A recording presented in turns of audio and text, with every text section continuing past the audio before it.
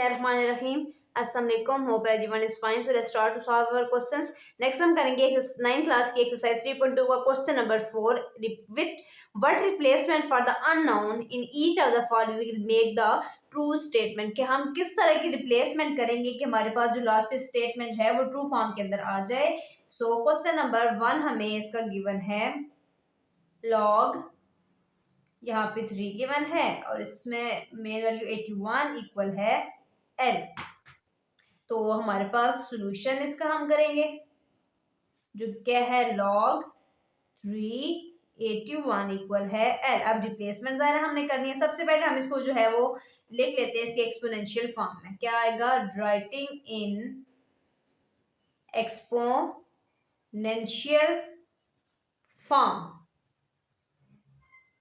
Exponent के अंदर जब हमने इसको लिखना है तो ये जो हमारे पास 3 है जो कि यहाँ लॉग के नीचे दिया गया है, तो एक्सपोनेंट की फॉर्म में 3 आ जाएगा यहाँ, और ये एल जो है वो यहाँ 81 की जगह यहाँ इसकी पावर के इसके अंदर एक्सपोनेंट की फॉर्म में लिख रहे हैं ना, तो एल इसके एक्सपोनेंट में आ जाएगा और ये इक्वल आ जाएगा 81 की। ये रिप्लेसमेंट हमने जस्ट करनी है, ठीक है। लॉग 3 और 81 था, ये 3 को हमने लॉग की जगह यहाँ पे मेन लिख लिया, मेन बेस 3 बना दी, और L जो था वो उसको हमने 3 के ऊपर एक्सपोनेंट लिख दिया और 81 जस्ट आ जाएगा इधर, 3L इधर और 81 इसके सामने आ जाएगा, ठीक है। अब यहाँ पे 3 का एक्सपोनेंट L है, इसको भी एक्सपोनेंट की फॉर्म में लिखते हैं, तो जाहिर है 81 को एक्सपोनेंट की फॉर्म में कैसे लिखेंगे? एलसीएम लेके उसके फैक्टर बनाने पड़ेंगे। 2 के टेबल पे तो जाएगा नहीं, 3 के टेबल पे जाएगा। 3 2 टाइम्स 6 7 8 2 बचे, 2 आगे carry, 3 7 time 21, 3 9 time 27, 3 3 time 9 and 3 1 time 3। तो क्या बना? 3 मल्टीप्लाई 3 मल्टीप्लाई 3 मल्टीप्लाई 3। 3 कितनी टाइम है? 4 टाइम। 3 का एक्सपोनेंट 3 की पावर क्या बनेगी? 4। अब जैसे कि हम नजर आ रहा है हमें कि बेसिस क्या है दोनों की, यहाँ भी 3 है यहाँ भी 3 है, बेस क्या है दोनों की? Same, basis are equal. So हम क्या करेंगे? कैंसिल हो जाएंगी बेसिस, तो पीछे जो एक्सपोनेंट पीछे बचे वो क्या बचे? एल इक्वल है 4। बस यहाँ तक हमारा आ जाएगा आंसर। ट्रू स्टेटमेंट क्या आ गई? एल इक्वल है 4। अब एल हमने कैसे फाइंड आउट किया? इसको एक्सपोनेंट की फॉर्म में लिखा, 3 को ऊपर मेन बेस बना लिया, ये जो एल इसके इक्वल था इसको एक्सपोनेंट की फॉर्म में लिख दिया, 81 इसके सामने आ गया। अब दोनों को एक्सपोनेंट की फॉर्म में लिखना है, इसकी फैक्टर बना लिए, इसकी फैक्टर हमने बनाई, एलसीएम लिया तो क्या बने? 3 की पावर 4। ये बेसिस सेम आ रही थी, कैंसिल हो गई, तो एल किसके इक्वल आ गया है? 4 के।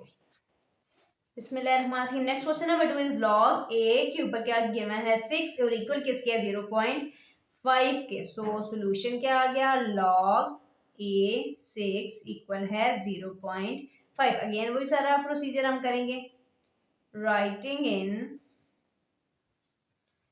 Exponential form. उसमें हमने क्या किया था? जो जहाँ पे लॉग के नीचे गिवन थी उसको हमने मेन बेस बना लिया, 0.5 जहाँ पे इसके एक्सपोनेंट में आ गया, और इक्वल किसके आ गया? हमारे पास जो ऊपर क्या था 81 के इक्वल किया था, यहाँ पे जो इसके ऊपर 6 है वो आ जाएगी इक्वल के इस साइड पे। अब 0.5 है, 0.5 हमारे पास किसके इक्वल होता है वो भी हम कर लेंगे। ऐसे हम चले आगे हम जो है वो सॉल्व करते हैं 0.5 को। गिवन है 0.5, ये हमारे पास जरा डेसिमल की फॉर्म में है, तो इसको हम फ्रैक्शन की फॉर्म में लाते हैं, तो इसको हम इस तरह से करेंगे, पॉइंट खत्म हो गया 1 आ जाता है, एक नंबर आगे बचा तो 0। अब क्या बना? 5 डिवाइडेड बाय 10। 5 1 टाइम 5, 5 2 टाइम 10, तो किसके इक्वल आया? 1/2 के। अब 0.5 की जगह हम क्या लिख देंगे? जस्ट 1/2। क्या गिवन था हमें? ए था, और यहाँ पे ऊपर क्या था? 0.5, और इसके सामने हमने किसके किया था? 6 के। अब जस्ट 0.5 की जगह हमारे पास क्या आ जाएगा? 1/2 इक्वल है 6। अब 1/2 किसके इक्वल होता है? अंडर रूट के। अंडर रूट की वैल्यू क्या होती है? 1/2।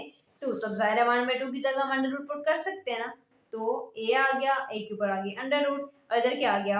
अंडर रूट ए इक्वल है 6। अब अंडर रूट कैसे हम खत्म करते हैं? उसके स्क्वायर लगाने से, यानी कि taking square on both sides. दोनों साइड्स पे हम स्क्वायर ऐड करेंगे, अंडर रूट ए का आ जाएगा स्क्वायर और 6 का भी आ गया स्क्वायर, तो स्क्वायर से तो ये कैंसिल हो गया, पीछे क्या बचा? ए इक्वल। अब इसका स्क्वायर क्या बनेगा? यानी कि 6 को 2 टाइम मल्टीप्लाई करना है, तो 6 6 टाइम 36। सो ए का क्या आंसर आ जाएगा? 36।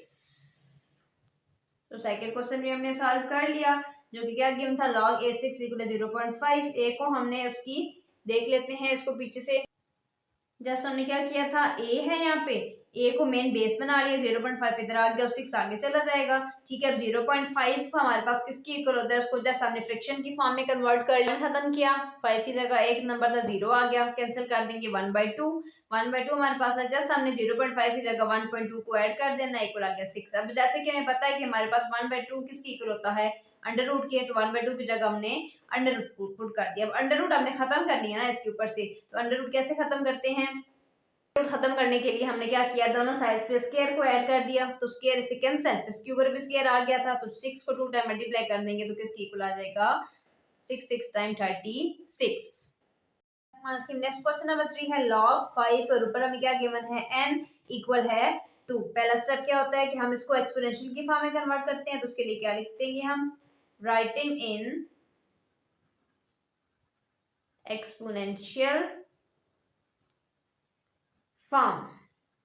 अब एक्सपोनेंशियल की फॉर्म में हम कैसे करते हैं, लॉ खत्म हो जाता है, 5 मेन बेस बन जाती है, और जिस इसकी इक्वल होता है ना वो हमारे पास इसकी पावर के अंदर यहाँ पे इसके एक्सपोनेंट में आ जाती है, और एन आ जाता है इक्वल के इस साइड पे।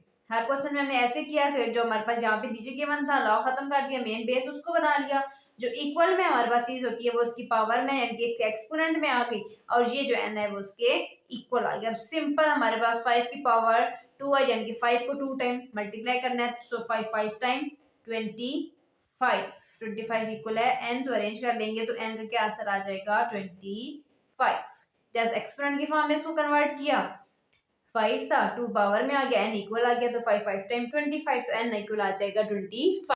बिस्मिल्लाहिर्रहमानिर्रहीम। So next question number 4 is 10 p इसके एक्सपोनेंट के अंदर है और इक्वल है 40। अब ये देखिए क्वेश्चन एक्सपोनेंट की फॉर्म में, पिछले जो क्वेश्चन थे वो जो है वो लॉग की फॉर्म में होते थे, हम खुद एक्सपोनेंट में कन्वर्ट करते थे। अब ये जो है वो एक्सपोनेंट की फॉर्म में है, तो उसको हमने लॉग की फॉर्म में कन्वर्ट करना है ना, तो उसके लिए हम क्या करेंगे, पहले स्टेप में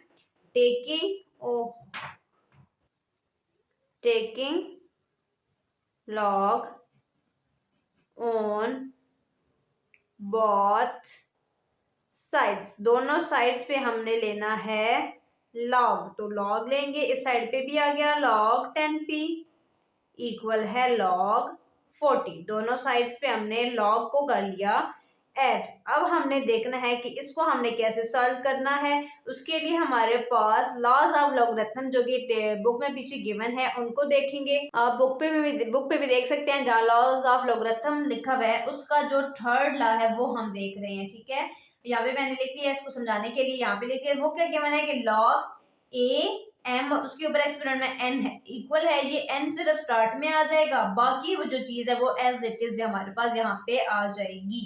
ठीक है, अब n इसके एक्सपोनेंट में था ना ये n, वो जस्ट हमारे पास n आ गया स्टार्ट में, बाकी log am ऐसे ही हमने लिख देना है। तो हमारे पास जब हमने log के अंदर क्वेश्चन को कन्वर्ट किया, log के लॉज में ये चीज हमने जो है अब अप्लाई करनी है। सो लॉ में हमने क्या देखा कि जो एक्सपोनेंट में है वो शुरू में आ जाती है, यानी p आ गया शुरू में, और आगे वाले एज इट इज चीज हम लिख देते हैं, क्या है आगे वाली चीज log 10, और यहाँ पे क्या था log 40। समझ आ गई। अब हमारे पास यहाँ पे है p, जबकि log 10 किसकी इक्वल होता है 1 की, हमेशा log 10 इक्वल होता है 1 के, और आगे क्या गिवन है log 4040। अब हमने 4040 का कॉमन log लेना है, तो उसके लिए हमने क्या चीज, लॉग किसी चीज का फाइंड करना हो जा रहा है, एक चीज हमने क्या देखनी होती है उसका कैरेक्टरिस्टिक, सेकंड चीज हमने क्या देखनी है उसका मेंटिसा। सो इसका कैरेक्टरिस्टिक्स कैसे आया, वैल्यू क्या है 4040, यहाँ पे तो पॉइंट नजर नहीं ना आ रहा, तो यानी कि इसके बाद पॉइंट है, यानी कि यहाँ पे इसका पॉइंट है। ठीक है, क्योंकि यहाँ पे तो हमें कोई पॉइंट नजर नहीं आ रहा। अब हमने क्या करते हैं, पॉइंट जो है वो पहला जो नॉन जीरो नंबर होता है वहां पे कन्वर्ट करते हैं, यानी यहाँ से पॉइंट हम शिफ्ट कर देंगे इधर। तो जब भी हमारे पास कोई भी चीज, पहले बहुत बार हम ये डिस्कस कर चुके हैं कि राइट साइड से लेफ्ट की तरफ इधर मूव करेगी तो वो चीज किस में आती है, प्लस के अंदर आती है, तो एक नंबर आगे मूव हुआ है तो +1। सो इसका कैरेक्टरिस्टिक्स क्या आ गया है 1। अब सेकेंड चीज हमारे पास क्या है, मेंडिसा के फाइंड करना है, वो हम करेंगे 4040 के बाद कोई वैल्यू नहीं है, 40 के बाद कोई वैल्यू है, मतलब कि यहाँ पे क्या है 0 है, तो 40 को हम किसके अंदर चेक करेंगे जीरो के अंदर फोर। अब लॉग वाले टेबल में 4040 और उसको कॉलम नंबर जीरो यानी कि जो उसके बिल्कुल सामने कॉलम है जीरो, 4040 को जीरो में देखें तो हमारे पास क्या आंसर आ रहा है 6021, 6021। उसको हम जो है वो नोट डाउन कर लेते। वैल्यू आई 6021। आगे मजीद कोई वैल्यू नहीं है तो उसका मीन के अंदर जाके हम उसको मजीद नहीं करेंगे, यहाँ तक ही करेंगे। ये आ गया इसका 29। सेकंड कैरेक्टरिस्टिक्स क्या था 1, वो हम इसके अंदर ऐड कर देते हैं, यानी कि यहाँ पे ये तो आता है ना पॉइंट में 29 कैरेक्टरिस्टिक्स, उसके अंदर जब ऐड करेंगे पॉइंट के आगे तो क्या बन जाएगा, यहाँ पे 1 आ जाएगा। तो 1 इक्वल है 1, सॉरी हमारे पास ये किसकी इक्वल आ गया 1.6021। पी को 1 के साथ करेंगे तो पी ही आएगा, तो पी किसकी इक्वल आ गया है 1.6021। अब लॉग लेना था तो उसके लिए कैरेक्टरिस्टिक्स भी आ गया और उसका 39 भी आ गया। Taking log on both side, log हमने जो है दोनों साइड पे ऐड कर लिया। तो उसके बाद हमने लॉग के ला देखा कि हमारे पास जब लॉग आ जाए तो उसका क्या ला होता है, उसको हम किस फॉर्म में जो है वो लिखते हैं। तो उसमें जो एक्सपोनेंट की वैल्यू होती है ना वो जस्ट स्टार्ट में आ जाती है, बाकी चीज एज इट इज आ जाती है। बुक में पीछे भी अपने हमें गिवन है और हमने देखा भी ऐसी इसको इक्वल है लॉग 40। अब लॉग 10 है, लॉग 10 हमेशा किसकी इक्वल होता है 1 के।